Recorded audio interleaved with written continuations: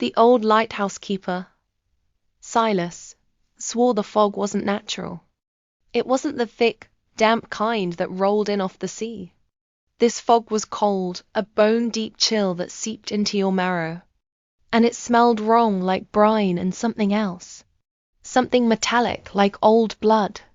The radio crackled, a static-filled whisper that sounded like voices just beyond the edge of hearing. He strained, his weathered hand gripping the receiver. "Coast Guard, this is the Old Point Lighthouse. Do you copy?" Only static answered, a hissing, whispering chorus. Then, a single word, clear as a bell, cut through the noise. "Return." Silas shuddered. He'd never heard anything like it. He glanced at the lantern, its beam cutting a weak swath through the oppressive fog. He knew the stories, the whispers of ships lost in the fog, of sailors who never returned. He'd always dismissed them as old wives' tales, but tonight, the fear was real, palpable. A rhythmic thumping began, a low, resonant pulse that vibrated through the lighthouse floor. It wasn't the waves. It was too steady, too deliberate. He crept to the window, peering into the swirling gray. Something moved in the fog, a shape, massive and indistinct, coalescing from the swirling vapor. It was too large to be a boat, too organic. The thumping grew louder, the vibrations rattling the window panes. Then he saw it, a single enormous eye, glowing with a sickly phosphorescent light, opened in the fog. It was fixed on the lighthouse, on him. The eye blinked, and the thumping intensified, becoming a deafening roar. The lighthouse shuddered, the ancient stone groaning under the unseen force.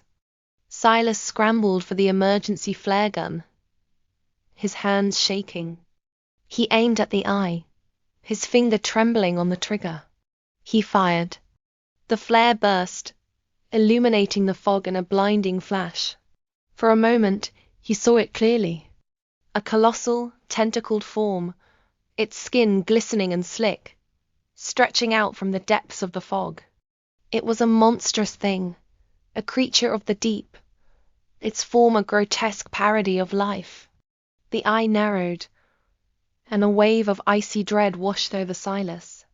He knew, with a certainty that chilled him to the core, that the return wasn't a request.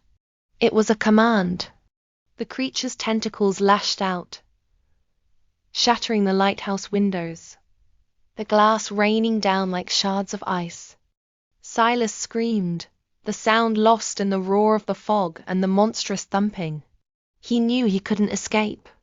He was trapped, a lone beacon in the heart of a nightmare.